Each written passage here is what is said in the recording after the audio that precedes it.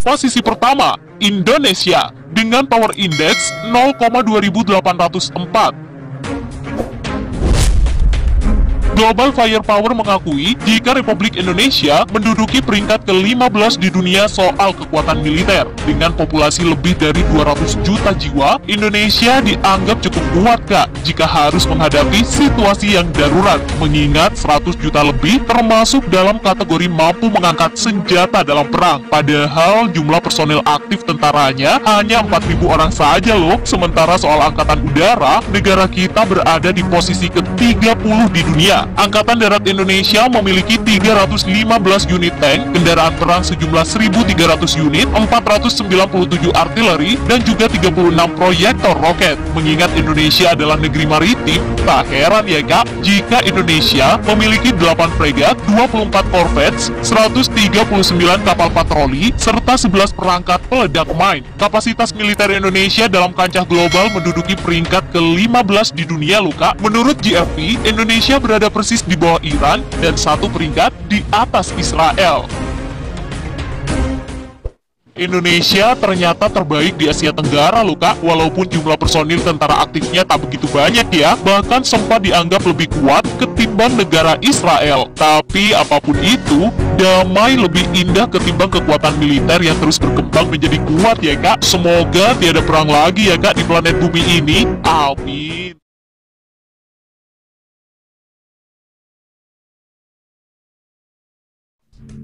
Kali ini kita akan membahas alasan Israel yang kecil bisa jadi negara militer adidaya.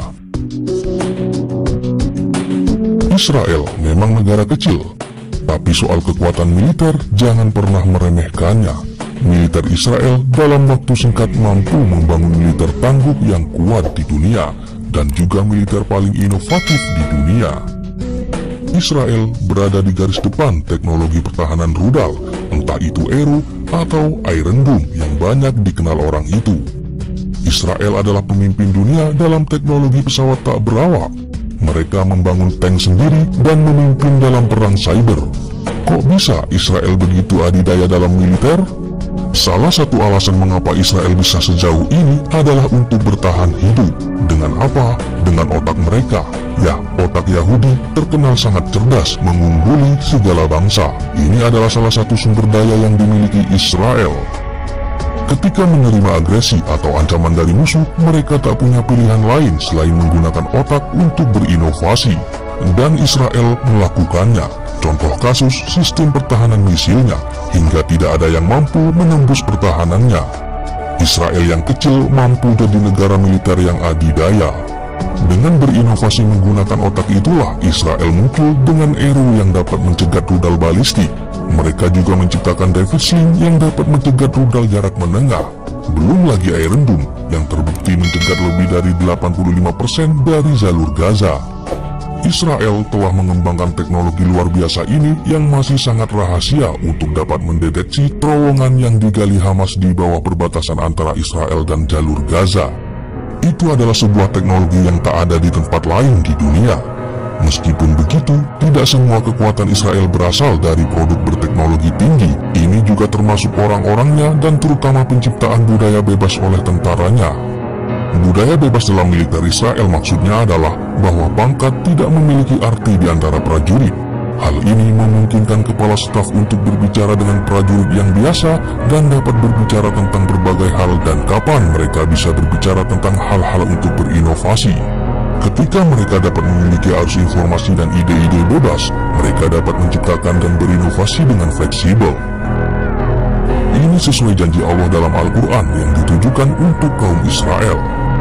Kemudian kami berikan giliran padamu untuk mengalahkan mereka kembali, dan kami membantumu dengan harta kekayaan dan anak-anak keturunanmu, dan kami jadikan kamu kelompok yang lebih besar.